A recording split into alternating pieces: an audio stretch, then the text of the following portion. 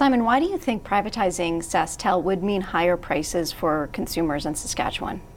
Well, what I looked at was CRTC data of other national carriers, and what we've seen is that as far as your basic landline package, SaskTel the cheapest in the country, around $21 versus Bell, which is almost $40. But I recognize that for the most part, landlines are an anachronism.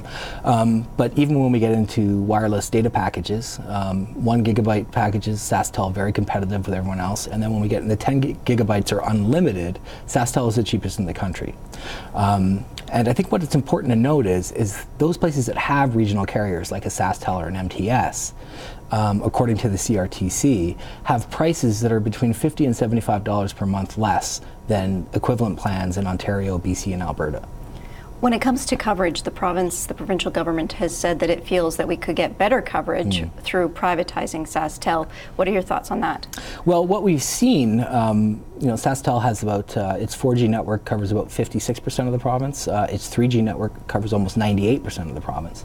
What have private carriers done? Well, they've only invested in new infrastructure in Regina and Saskatoon, the densest places where they can make the most amount of money. So I think there's a real concern that were we to go to a private carrier, that it wouldn't be profitable to make the sort of investments in rural Saskatchewan that SaskTel is obligated to do. So when you look at the province facing this massive deficit right now, and this seems like an opportunity to earn some money, but long term, is that not going to work out in the province's favor in your view? Well, I certainly think that it would be incredibly short-sighted to sell a Crown Corporation that has delivered over $800 million in dividends over the past decade for a one-time cash infusion. This is a Crown Corporation that, if we maintain it and keep it, will deliver dividends for as long as we maintain it publicly. I hope the government isn't panicking and looking at things to sell as quickly as possible and not really thinking long-term about what's in the best interest of Saskatchewan people. What about this idea of selling any Crown up to 49%, but then still maintaining control? What are your thoughts about that? Well, my major concern with that is that what you would effectively be doing is you'd be bringing in a private partner. They would have very different interests than the mandate of the Crown Corporation. The Crown Corporation obviously is not solely about profit maximization. It's also about hiring practices. It's also about making investments in the province. It's also about providing high quality, low cost service.